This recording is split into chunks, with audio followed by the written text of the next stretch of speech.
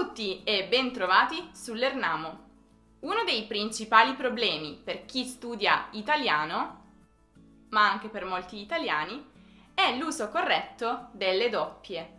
Per sapere se una consonante è doppia o no, ci vuole tempo, esercizio e molto orecchio. Il fatto di raddoppiare una consonante non segue delle regole precise e valide in ogni caso, purtroppo. Però ci sono delle norme che sicuramente sono molto utili per evitare alcuni tra gli errori più frequenti. E oggi andremo a vedere proprio queste. Sigla.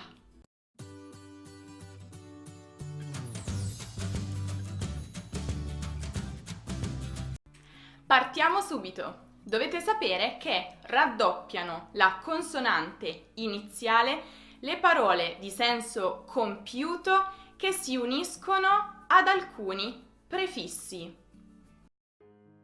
Come ad esempio il prefisso a. Infatti, se uniamo prendere al prefisso a, avremo apprendere. E la stessa cosa vale con rendere, arrendere o salire, assalire. Un altro prefisso è contra. Infatti, contra più dire darà contraddire o contrappasso, contrabbando. Ancora, così, cosiddetto. Da. Infatti, da più prima sarà dapprima. Da più bene sarà dabbene. Stessa cosa accade con il prefisso fra, frattempo, frammento, là, laggiù, lassù, ne. Infatti, ne più meno darà nemmeno. Ne più pure darà neppure. La stessa cosa accade con il prefisso e. E più pure darà eppure. Ra. Infatti avremo raccogliere, rappresentare. C'è anche il prefisso se più care darà seccare, se più bene darà sebbene, se più tanta darà settanta. Sopra, come soprannome o soprattutto. Sovra, sovraccarico, sovrappeso. E infine la stessa cosa accade con il prefisso su. Succedere, supporto, suddito. Tutto chiaro? Adesso passiamo al secondo caso. Infatti dovete sapere che le parole con suffisso iere richiedono sempre la doppia Z prima del suffisso. Ad esempio corazziere o tappezziere. Bene, fin qui mi sembra tutto abbastanza semplice. Che dite? Adesso vediamo invece quando non mettere le doppie. In particolare non raddoppiano la consonante B dei suffissi abile, ebile, ibile, come per esempio adorabile, indelebile, incredibile. La C davanti alla vocale U più altra vocale non raddoppia mai, tranne nel caso della parola taccuino.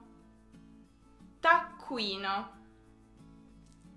La G e la Z seguite da ione, come in stagione o stazione. La Z di zio, zia, zie, come per esempio nelle parole spazioso, egiziano, pazienza. Fanno eccezione però pazzia e razzia. Le parole composte quando sono precedute dai prefissi contro, sotto e tra, come per esempio controvoglia, sottovoce, trascorrere. Le parole composte in cui la seconda parola comincia con S più consonante, come per esempio sovrastare o contrastare.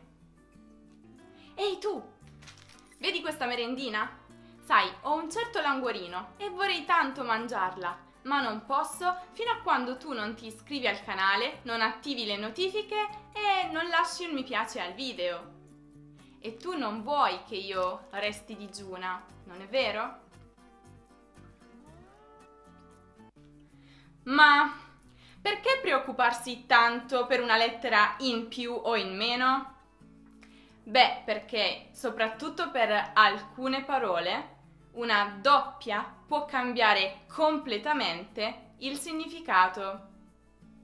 Un piccolo segreto, un piccolo trucchetto di pronuncia è che quando le doppie sono precedute da una vocale, questa tende ad essere più aperta del solito, oltre ad esserci ovviamente più enfasi nella pronuncia delle consonanti stesse.